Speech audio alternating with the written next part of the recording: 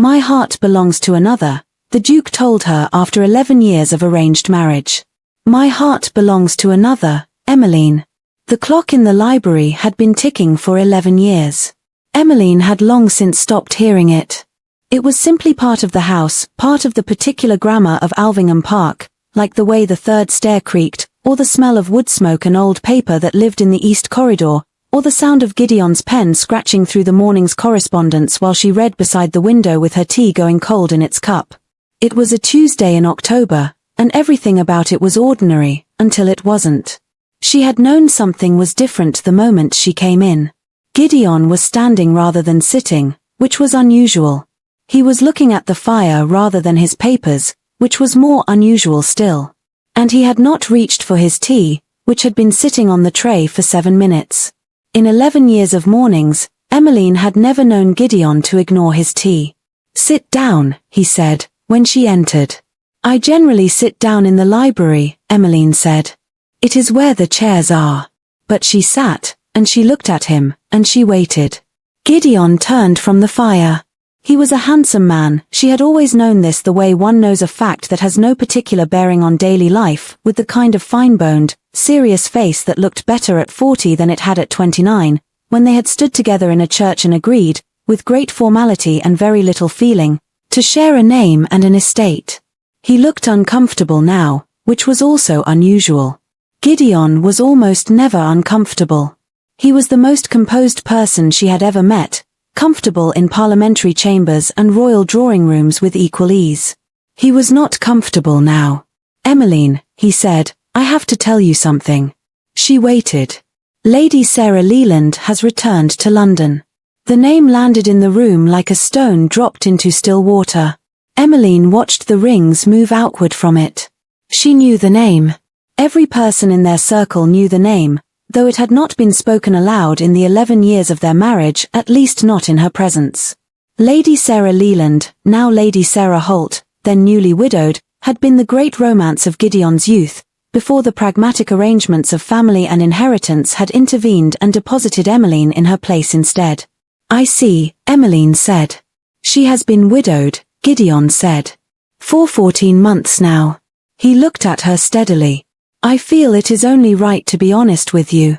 My heart belongs to another, Emmeline. It always has.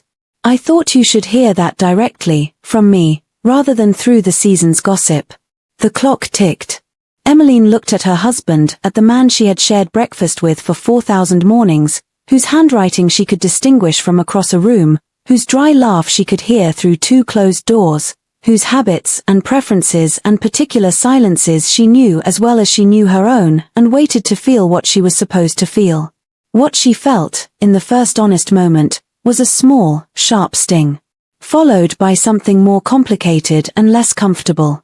Followed, underneath both of those, by a very specific and inconvenient clarity. What she said was, "Lady Sarah Leland. The woman who cried because a butterfly landed on her bonnet in 1768. Gideon blinked. "I remember distinctly," Emmeline continued, "because it was the Harrington garden party and the butterfly was entirely inoffensive and she carried on for 20 minutes as though it had committed a personal assault." Gideon. She looked at him with the expression she used when his estate reports contained errors that should have been obvious before they reached her. "You are one of the most intelligent men I have ever met. Your taste in women is absolutely catastrophic." Gideon stared at her. In 11 years, Emmeline thought, he had never looked at her with quite that expression. She was not entirely certain what it contained. Surprise, certainly. Something else she did not immediately have a name for. "I expected," he began. "Tears," Emmeline said. "I am sure you did. I am sorry to disappoint you. I am thinking rather clearly at the moment, which is inconveniently characteristic of me." She picked up her tea, found it cold, and set it back down. "I assume you want to pursue this properly, which means we will need to maintain appearances through the season, and then arrange a quiet separation that satisfies the legal requirements without producing excessive scandal." Gideon was still looking at her strangely. "You are being very practical," she said. "Yes. I have always been practical.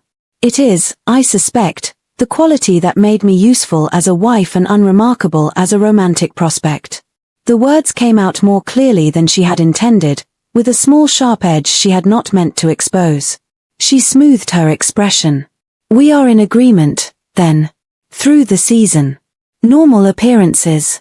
After that, we will determine the appropriate arrangement. Emmeline. I have the Harwick correspondence to finish this morning, she said, standing. And your estate manager is coming at 11. I have prepared the quarterly figures. They are on your desk. She moved toward the door, then paused with her hand on the frame. For what it is worth, Gideon, and I recognize you did not ask, the woman who cried about the butterfly is going to bore you to absolute ruin within a fortnight. She looked at him over her shoulder.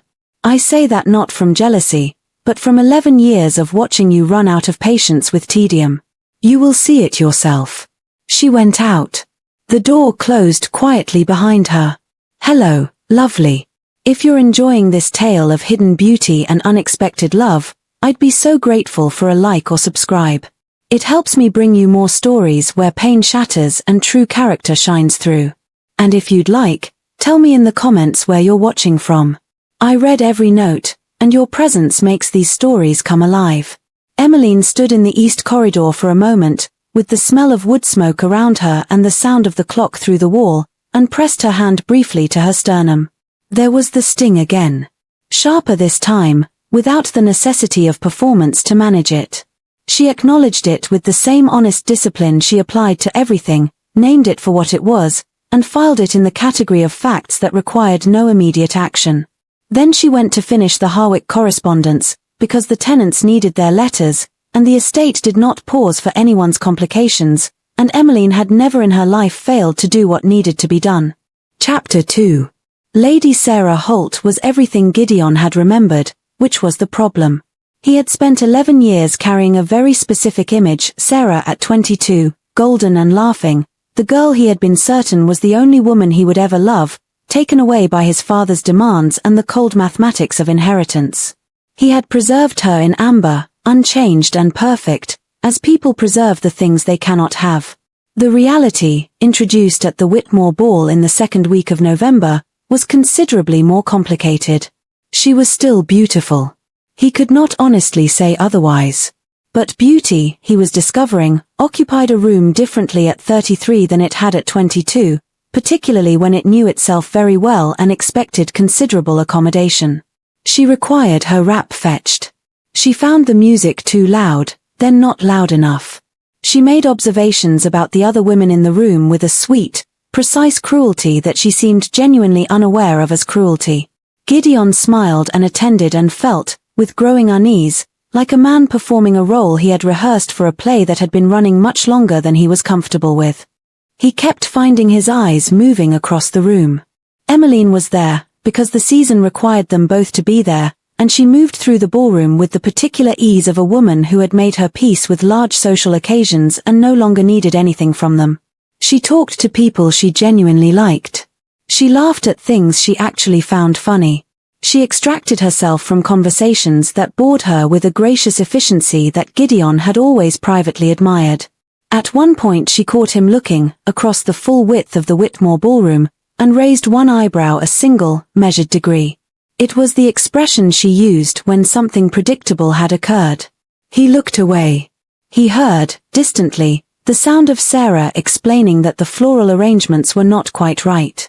At the Delmore dinner party 3 days later, he sat at the wrong end of the table from Emmeline for the first time in several years, because the dinner had been organized by people who did not know their marriage was currently in the process of dissolving, and had seated them separately to encourage variety of conversation. Gideon was seated beside Sarah. The meat course arrived. Sarah looked at her plate with the expression of a woman confronting an administrative difficulty. "Gideon," she said sweetly, "would you? My wrists are simply too delicate this evening. The cold affects them terribly." He looked at her. Then he looked at her plate. Then he looked, with absolute involuntary precision, down the length of the table to where Emmeline sat between Lord Ashworth and the elderly Countess of March. Emmeline had observed the entire exchange. She lifted her wine glass a single deliberate inch in his direction, her face composed in an expression of the purest, most private amusement. Gideon looked back at Sarah's plate. He cut her meat. He did it without expression, with the smooth social autopilot of a man raised to manage difficult situations with composure. But somewhere in the process, a realization settled over him with the quiet weight of something that had been obvious for a long time and was only now becoming visible. With Sarah, he was performing. Every word, every gesture, every carefully measured romantic expression was a production, the heroic Duke, the faithful lover, the man she had always believed she deserved. It required constant vigilance. He could not be cynical. He could not be tired. He could not murmur anything genuinely uncharitable about the terrible quality of the Delmore punch, which was, objectively, the worst punch he had consumed in a decade of dinner parties. With Emmeline, for 11 years, he had not been performing anything. He thought about the morning teas, and the estate reports, and the particular quality of the comfortable silence they maintained in the library when they were both reading and neither of them felt any obligation to fill it. He thought about her dry commentary on parliamentary gossip, delivered with perfect timing and minimal expression. He thought about the evening she had stayed up until 2 a.m. helping him draft a letter to the Home Office on behalf of their tenant farmers, and had made him eat something because he had forgotten dinner, and had not made anything of it at all. He thought about what she had said in the corridor, a good husband to this estate, and a kind companion to me. Kind companion. He turned the phrase over in his mind like a man examining a document he had signed without reading carefully enough, beginning to understand, at considerable distance from the original moment, exactly what it contained. Across the table, Emmeline laughed at something the elderly countess said, a genuine laugh, brief and unguarded. Gideon watched her, with the specific quality of attention one brings to something one has been looking at for 11 years without actually seeing it. Then Sarah said his name, and he looked back, and cut another piece of meat, and told himself that he was simply tired. He told himself this with the diminishing conviction of a man who was becoming aware, gradually and against his preferences, that tiredness was not the problem. Chapter 3. The letter arrived from Alvingham Park on a Wednesday, the head tenant farmer, Mr. Costigan, reporting a fever moving through 3 of the western cottages, and water in the lower fields from 4 days of steady rain. They travelled north on Thursday. Emmeline did not speak much on the journey, which suited Gideon, because he was not certain what he wanted to say and had been finding, increasingly, that silence with Emmeline was the only honest option available to him. She read most of the way, occasionally making notes in the small leather book she carried in her bag, and when they arrived at the estate in the early evening she was already organizing her thoughts in the specific, forward-moving way she had that he had always found quietly remarkable. By 8 o'clock she had spoken with the estate physician, established which families required immediate medical support, identified the 2 cottages with the worst water damage, and arranged for food and dry fuel to be distributed to the affected tenants. Gideon worked beside her, handling the correspondence and the logistics, but he was aware that the center of gravity in the operation was Emmeline, her calm, her competence, the particular way the tenants looked at her when she came to their doors, like something reliable arriving in a difficult moment. She had rolled her sleeves back. This detail should not have struck him, but it did. There was something about it, about the fine silk pushed up past her wrists, about the total absence of any concern for the state of her dress, about the way she crouched beside old Mrs. Costigan and talked to her at eye level without any of the patronizing softness that well-bred women often performed for the poor, that arrived in his chest like something he did not have an immediate word for. They finished after midnight. The house was quiet. Most of the staff had gone to bed, and the fire in the estate sitting room had burned down to embers. Gideon was sitting in the armchair nearest the grate, too tired to move, when Emmeline came in with a candle and set it on the mantelpiece and dropped into the chair across from him with the exhausted, unglamorous relief of someone who had been on their feet for 8 hours. "Costigan's youngest will be all right," she said. "The physician is confident." "Good," Gideon said. "The lower field drains should have been cleared in September. I have written a note for the estate manager. I saw it on the table." They sat in the thin warmth of the low fire, and the house breathed around them, settling in the dark. "Emmeline," he said. "Don't thank me," she said, without sharpness. "Not for this." "Why not?" She looked at the fire. In the low, uneven light she looked tired and real and nothing like performance, and Gideon thought that he had been looking at her face for 11 years and could not, at this precise moment, think of a single face he would rather look at. Because if you thank me, she said quietly, it becomes a transaction. And this was not a transaction. She was still looking at the fire. I did it for the people here. I have known Mrs. Costigan for 11 years. I have watched that youngest child grow from an infant. She paused. And I did it for you. Because despite your foolish heart, Gideon, you have been a good husband to this estate. And a kind companion to me. There it was again. The same phrase. He heard it differently this time. Emmeline, he started. You should sleep, she said. There is more to do tomorrow. But he did not move, and neither did she, and the fire cracked and settled, and the distance between their two chairs was not a large distance. He reached across and put his hand over hers. He had done this 1,000 times, at formal dinners, at events requiring the appearance of a united couple, with the practiced ease of 11 years of performance. He knew the weight of her hand. He knew exactly how she would adjust her fingers in automatic response. What he had not known, what arrived now with a clarity so sharp it was almost physical, was that she would go very still. Not the stillness of comfort. The stillness of someone making a decision, very quickly, in a difficult moment. She looked down at their hands. Then she looked at him. Her expression was something he had not seen before on Emmeline's face, which was extraordinary given that he had been watching it for 11 years. It was unguarded in a way she almost never allowed, and beneath the exhaustion and the firelight there was something else, something that looked like feeling, real and uninvited and frightening to its owner. Then she stood. Good night, Gideon, she said. Her voice was steady. She picked up the candle and she left, and the sitting room was dark and considerably colder without her in it, and Gideon sat for a long time with his hand still resting on the arm of her empty chair. He was thinking about 11 years. About the particular, specific, unrepeatable 11 years of this marriage, the tea every morning, and the estate reports, and the dinner parties, and the corridor outside the library where she had told him his taste in women was catastrophic. He was thinking about the fact that he had spent 11 years in the company of someone who kept everything running and made it look effortless and had never, not once, required him to be anything other than exactly what he was. He was thinking that if that was what he had taken for granted, then he was considerably more foolish than even Emmeline had given him credit for. Chapter 4. London was exactly as they had left it, which was to say, relentless.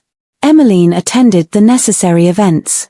She was charming and composed, and gave absolutely nothing away, and at home she was perfectly pleasant and completely distant in a way that had no obvious breach Gideon could point to but that felt, every morning over the tea tray, like standing on the wrong side of a closed window. She had been doing it since they returned from Alvingham Park. He noticed it with the acute, helpless attention of a man who had spent years taking something for granted and was now cataloguing every small absence where it used to be. The commentary was gone, the dry, sideways observations that had been the private grammar of their mornings. She answered his questions. She was never unkind. She was simply not there in the way she had always been there, and the difference was enormous and daily. Then Lord Benedict Ashford appeared. Gideon had known Benedict for years, liked him, even, in the abstract way one likes men who are intelligent and well-mannered and not a direct competitor for anything one values. He had not, until now, had occasion to revise this opinion. Benedict had called twice at the house, openly and correctly, to take Emmeline driving in the park on both occasions and to attend the Hartwell lecture series on natural philosophy, which Emmeline had apparently been wanting to attend for 2 years without a convenient companion. Gideon had no standing to object to any of this. He was, on paper, in the process of separating from Emmeline. He had asked for his freedom. She was simply arranging the reality of her life accordingly. He was living in absolute hell. He was at the Forsyth evening party when he watched Benedict drape Emmeline's shawl around her shoulders, a perfectly ordinary, perfectly decent gesture, offered with the quiet ease of a man paying attention to the people near him, and felt something in his chest that he could not describe as anything except the most unreasonable and precisely deserved jealousy he had ever experienced.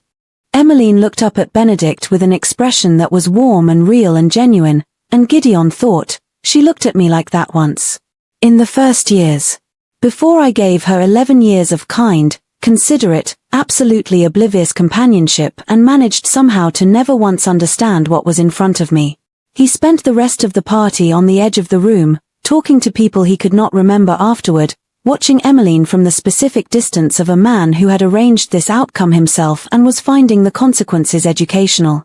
2 days later, she brought the separation papers to his study. She set them on the desk, and Gideon looked at them, and something in him that had been making arguments and counter-arguments and reasonable, managed assessments of the situation for the last 3 weeks simply stopped. I cannot sign these, he said. Emmeline stood across the desk from him. She was wearing grey, perfectly arranged, entirely composed. They are in order, she said. I had Mr. Fenwick review them. The terms are fair. That is not why I cannot sign them. She looked at him steadily. Gideon. You pulled your hand away. He stood. At Alvingham, by the fire. You pulled your hand away, and you went to bed, and you have been, he moved around the desk, and she did not retreat but her chin came up. You have been behind glass ever since, and I have been standing on the wrong side of it every morning for 3 weeks, and I need you to hear me. I have heard you, she said. You told me your heart belonged to another. I heard you clearly the first time. I was wrong. He said it without hedging, without the careful management of words that he used for everything. I was wrong, Emmeline. I was so completely, catastrophically wrong that I genuinely do not have adequate language for how wrong I was. He stopped in front of her, close enough that he could see the steadiness she was maintaining and the cost of it. Lady Sarah is a ghost. She was always a ghost, a 22-year-old girl that I held on to because she was uncomplicated and safe and required nothing of me but to be admired from a distance. Loving her was easy because she was never there. Emmeline said nothing. Her expression had not changed, but something behind it had shifted. You were there, he said. For 11 years, you were there. Every morning, and every dinner, and every crisis on that estate, and every ridiculous party, and every letter to the Home Office at 2 in the morning. His voice dropped. You told me my taste in women was catastrophic, and you were right, and you were also describing yourself as an afterthought, and I let you, and I will regret that for a very long time. He reached out and took her by the waist, not with the polished ease of 1,000 public appearances, but with the directness of a man who has run out of performance and has only honesty left. I was a fool trapped in a ghost story, Emmeline. My heart did not belong to Sarah. It was right here. With you. Being kept alive by you, all these years, and I was too blind and too stupid and too comfortable to see it. Emmeline looked at him. Her composure was still there, but it was thin now, translucent, and through it her eyes were very bright. You cannot simply, she started. I know, he said. I know I cannot simply say it and have it be enough. I know what I did, and I know the weight of 11 years, and I am not asking you to forgive me in this room right now. He was holding her, and she had not moved away, and the separation papers were on the desk behind him, and none of it mattered except her face in front of his. I am asking you to give me the chance to show you that I know what I have.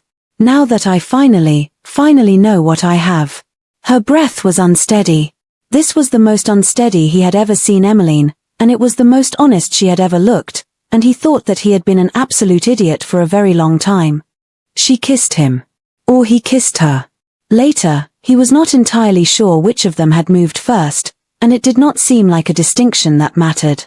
What mattered was that it was nothing like the polite, formal gestures of 11 years of public performance. It was desperate and real and 11 years overdue, and when they finally pulled apart they stood with their foreheads together in the quiet study, both breathing harder than was entirely dignified, and Gideon held on to her like a man who has understood, fully and finally, the value of what was almost lost. Chapter 5. He went to see Lady Sarah on a Tuesday morning. It was not a long conversation. He was direct, because he had learned recently the significant cost of not being direct, and he told her clearly and without cruelty that he had made a mistake, that his feelings had been based on memory rather than reality, and that he wished her happiness.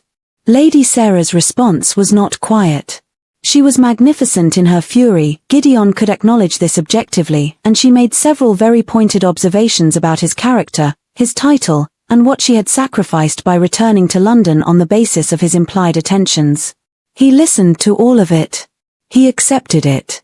And when it was finished, and she had swept from the room with the full theatrical force of a woman who had practiced this kind of exit, he sat for a moment in the empty drawing room of the borrowed townhouse and felt the very specific, clean feeling of a man who has finally stepped out of a story that was never about him. He felt lighter than he had in years. The social fallout was real and he accepted that too. The story moved through the season in the way these things moved, swiftly, and with embellishment, and with the particular gleeful attention of people who prefer other people's difficulties to their own. Gideon attended the necessary events with the composure of a man who had decided that the opinion of people who spoke about him over dinner was a price he was entirely willing to pay. He did not attend them alone. He arrived at Emmeline's sitting room the morning after his conversation with Lady Sarah, and he had the estate ledgers under his arm. There were always estate ledgers. This was the reality of what their life was made of, and she looked up from her correspondence and looked at the ledgers and looked at him with the careful, assessing look she used when she was deciding what something meant. He set the ledgers on her writing table. Inside the front cover of the first one, tucked between the pages, was a letter. He had written it the night before. He was not a man who found this kind of writing natural. His talent was for precision, for argument, for the organized presentation of evidence. What he had written was not organized. It was an honest accounting, in no particular order, of 11 years of small details that he had observed and understood too late.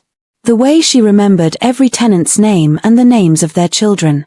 The way she laughed when she was genuinely amused versus the way she laughed when she was being polite, and the considerable difference between the two. The way she had stayed up until 2 in the morning drafting letters that were not her legal obligation to draft. The way she had looked in the firelight at Alvingham Park with her sleeves rolled back and her attention entirely on the person in front of her. The way she had, every single morning for 11 years, made his life run better than it had any right to, and made it look like nothing, and had never once asked him to notice. He had written all of this. It was not elegant. It was, he thought, the most honest document he had ever produced. Emmeline read it slowly, without looking up at him. He waited. He was standing in front of her writing table like a man who had submitted the most important evidence of his career and was now simply at the mercy of the judge, which was, he reflected, an accurate description of the situation. She finished it. She looked at the last page for a moment. Then she looked up at him. Her expression was the one he had started to recognize, the one underneath the composure, where the real Emmeline lived. Her eyes were bright again, and her mouth had the particular quality it had in the moments just before she said something that was going to be both entirely true and perfectly timed. 11 years, she said. 11 years, he agreed. That is a very long time to wait for a letter, Gideon. I know. It is also, she said, setting the letter carefully on the desk as though it was something she intended to keep, a very long time to wait for a dance. You owe me approximately 570 dances, by my estimate. I will dance with you every evening for the rest of my life, he said, without hesitation, if you will allow me to start now. Emmeline stood. She looked at him, at the Duke of Alvingham, who was standing in her sitting room in the morning light, with no composure left and no performance remaining and only 11 years of finally understood love doing what it could with the material available. She crossed to him with the direct, unhurried certainty she brought to everything she had truly decided. You may start now, she said. Though I should warn you. I have 11 years of things to say to you that I have been keeping to myself, and I have absolutely no intention of keeping them to myself any longer. Good, Gideon said. I intend to listen to every one of them. He pulled her into his arms, not with the practiced ease of 11 years of public performance, but with the deliberate, grateful certainty of a man who had been given back something he had not deserved to get back, and intended to spend the rest of his life being worthy of it. She let herself be held, and she held him in return, and the sitting room was warm with the particular warmth of something that had been built slowly, without either of them entirely realizing it was being built, Over 11 years of shared mornings and estate crises and terrible punch and dry humor murmured in crowded ballrooms. Outside, London carried on. The season would continue. There would be more dinner parties, and more letters to the Home Office, and more tenant correspondence, and more mornings in the library with the clock ticking and the tea going cold. Only now, Emmeline thought, she would not be listening to the clock. She would be listening to Gideon. And Gideon, who was holding her with both arms and no intention of letting go, had every reason to believe she would finally have something worth hearing. 11 years, he said, quietly, into her hair. And I almost signed those papers. You did not sign them, she said. No. Then, Emmeline said, with the dry precision that had been the private grammar of their marriage for 11 years and would, she intended, be the grammar of it for a great many more, we will say no more about it. And they didn't. Or not immediately. There were other things, more pressing, that required both of their attention. The estate, and the season, and 570 overdue dances, and 11 years of honest things finally